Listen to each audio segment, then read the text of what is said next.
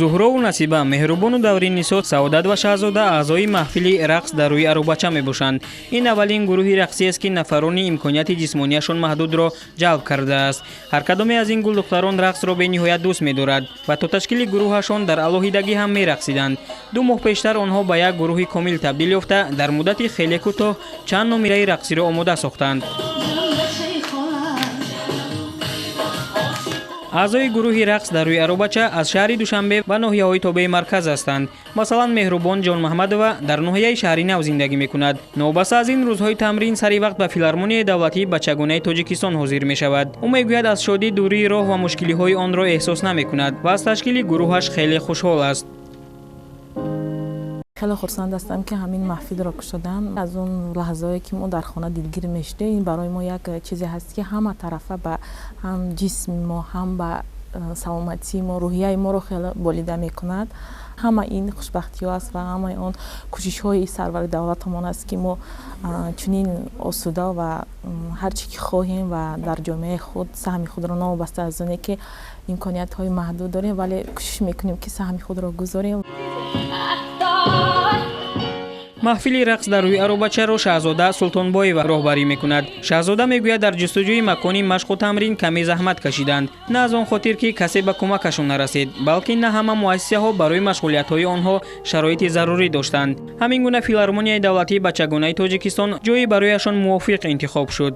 мақсади гурӯҳи мо он аст ки духтарони дорои маъюбиятро аз хонаҳои худ бароранд.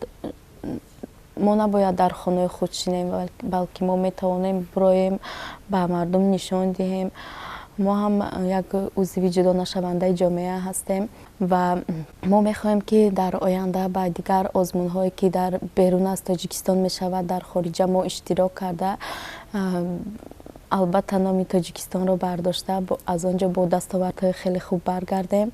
ҳамон гуна ки шаҳзода Султонбоева интизор буд, таъсиси гурӯҳ имкони хуб барои муаррифии ҳунари духтарони имконияташон маҳдуд шуд. акнун онҳо ба зиндагӣ бо диди тоза менигаранд ва худро нотавон ҳис намекунанд. هر روزی که می شاهزاده این محفلشون با فریاد کردن دخترم همینجا میبیارم محفل رقص و این دخترها شنا شد رقص میکند. این پیشرویش هست. خدا به شکر از طرف من جناب عالی دستگیری هاشون نقش شد امسال با پیش رفته. این گروهی نوتأسیس الکی در یک قطار چورابینی ها شرکت نموده است. برآمد اولین و بسیار هیجان‌آور گروه در میدان 800 سالگی مسکو شهر دوشنبه در سنه تاریخی یعنی به کار انداختن اولین اگریگات نیروگاه برق آبی راغون صورت گرفت و این رویداد بر روح و روان آنها واقعا هم روشنی بخشید. Я горжусь ими. Они выступали первый раз около операбалета, где был концерт, посвященный открытию Рогуну. Я была с ними вместе, я переживала вместе с ним, потому что это было первое. А потом, если честно, я не стала ходить на другие выступления, потому что я не хотела, чтобы они зависели от меня. Я просто бросила на них ответственность самих. Они выступили, первый раз они начали на меня не кричать, такие эмоции, почему вы не пришли, но я не хочу, чтобы они зависели. Ни от меня, ни от кого-то. И чтобы они привыкли выступать сами. феълан ин гурӯҳ дар барномаи худ 3 номераи рақсӣ дорад.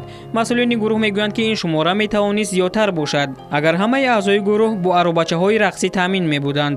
мо камбудиҳо низ хеле бисёр дорем, чунон ки дида истодаед мо рӯи стул тамрин мекунем барое ки ба даст овардани аробачаҳои рақсӣ ин хеле душвор аст. айни ҳол мо 2 аробача дорем, мо кӯшиш карда истодаем ки онҳоро зиёд кунем. ҳар гуна ки набошад аъзои маҳфили рақс дар рӯи арӯбача бо шавқу ҳаваси зиёд ба машғулиятҳо меоянд ва умед доранд ки дар ояндаи наздик мушкилиҳояшон пурра бартараф мешаванд. ба худ бовар бикун ва ба дигарон нишон бидеҳ. ҳамин аст шиёри онҳо дар зиндагӣ. гулдухтарон мехоҳанд ҳунару маҳораташонро берун аз кишвар ҳам муаррифӣ кунанд.